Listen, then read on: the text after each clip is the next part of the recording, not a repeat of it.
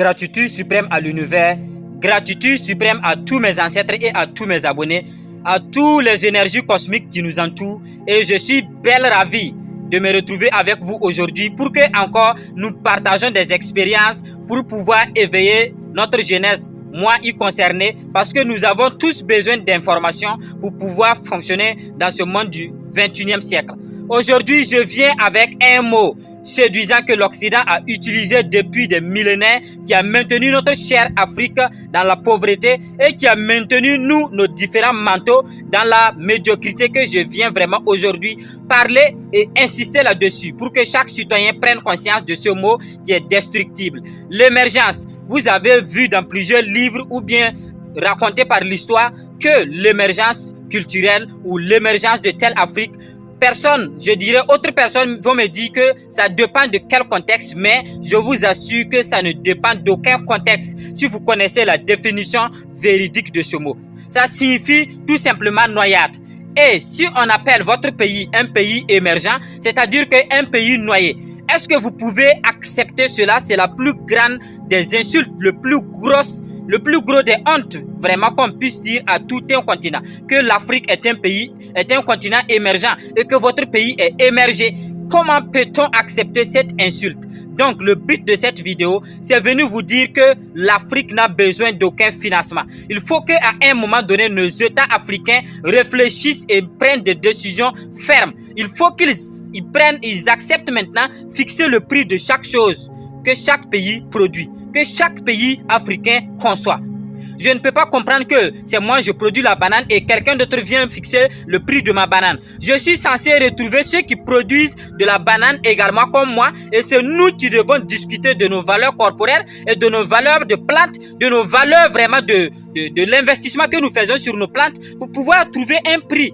Et c'est nous qui devons fixer notre prix. Si nous prenons l'exemple du pétrole, je ne peux pas avoir le pétrole et c'est une autre personne encore qui a plus besoin ou accès au pétrole que moi qui produis le pétrole. Ce n'est pas possible. Prenons maintenant la décision de fixer le prix de chaque chose produite par un pays africain. Et vous verrez que l'Afrique n'a besoin de rien. Nous n'avons pas besoin de financement parce que ce n'est pas de notre faute si Dieu nous a tous rendus extrêmement riches et vachement riches. Cherchons seulement à cultiver nos propres ressources et vous allez voir que nous serons vraiment pleins ou bien recouverts de tout ce que nous recherchons. Nous n'avons pas besoin de commander.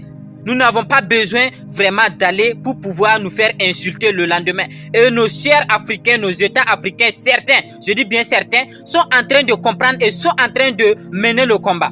Je passe par là pour saluer à tous ces FDS, tous ces VDP qui sont toujours au front à lutter contre la défense de ce patrie. Et je disais dans l'une de mes vidéos que chaque personne doit être un combattant, un citoyen, je dirais, décisionnel dans son propre pays, dans son propre lieu.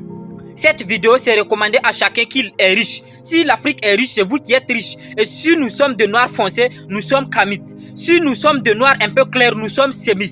Il faut que nous cherchions faire la différence de ces choses. Les kamites, peut-être qui sont, je dirais, contrariés aujourd'hui, je dirais peut-être certaines personnes ne le comprennent pas. Mais c'est des gens qui ont étudié la haute spiritualité, la haute connaissance, vraiment la haute métaphysique, et ils savent que Dieu existe dans toutes choses positif et Dieu existe dans l'amour. Dieu n'est pas dans une maison, elle n'est pas sur un brick, Dieu n'est pas sur le mur, elle n'est pas où vous pensez qu'elle est. Dieu se trouve où vous ne la voyez pas, où vous ne la percevez pas, et c'est comme ça qu'elle est créative. L'univers ne demande pas votre décision pour exister. Quand il veut commencer à pleuvoir, il ne vous demande pas, il ne vous consulte pas vraiment pour que le vent arrive, pour que les éclairs arrivent et pour que la tornade arrive et tout ça. Il y a des gens qui subissent plusieurs fléaux aujourd'hui, ils n'ont pas demandé cela. Cela signifie que l'univers s'impose et vous devez vous imposer.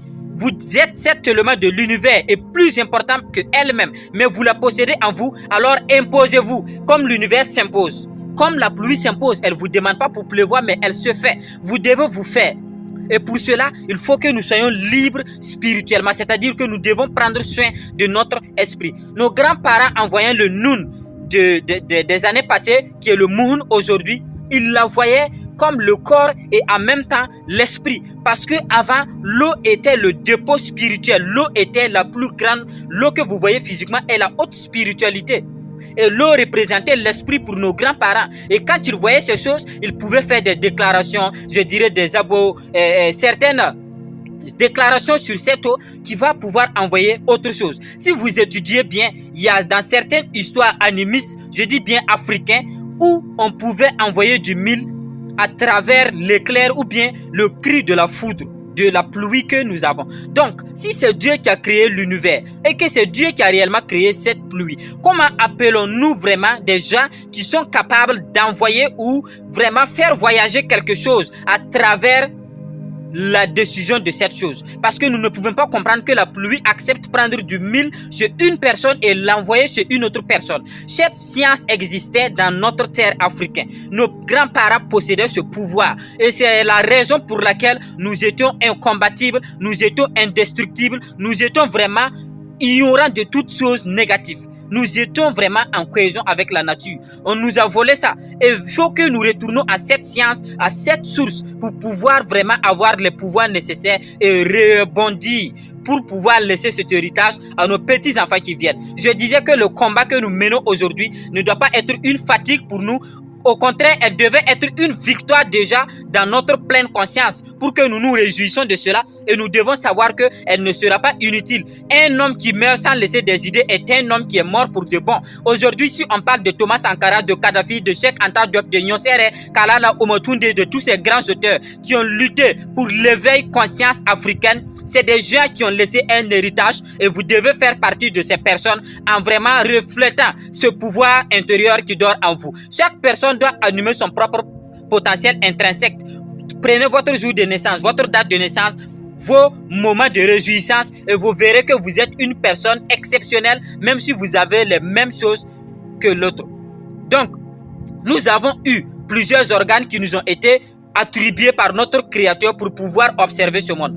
Il y a des gens qui pensent seulement que ce sont les deux yeux qui doivent lire et ils doivent faire exactement ce que les deux yeux le font voir. Et non, raison pour laquelle nous sommes sur la voie de perdition. Nous devons observer les choses. Nous devons rester muets face à certaines situations. Si vous êtes en colère, ne prenez pas de décision, ne parlez pas et ne dites rien. Si vous êtes vraiment en colère, n'essayez pas de répliquer. Gardez votre silence, c'est ce qui va imposer votre respect. Vous n'avez pas besoin d'ouvrir votre bouche pour être encore offensé à nouveau. Donc ici, le rappel, c'est rappeler à chaque Africain qu'il doit se lever, qu'il doit apporter une pierre. Il ne faudra pas qu'une personne seulement réussite de la famille dise c'est moi je vais seulement investir ou bien résoudre tous les problèmes de cette famille. Non, chaque personne a son devoir dans chaque famille, comme le père et la mère jouent bien leur rôle. Chaque fils doit jouer son rôle dans la famille.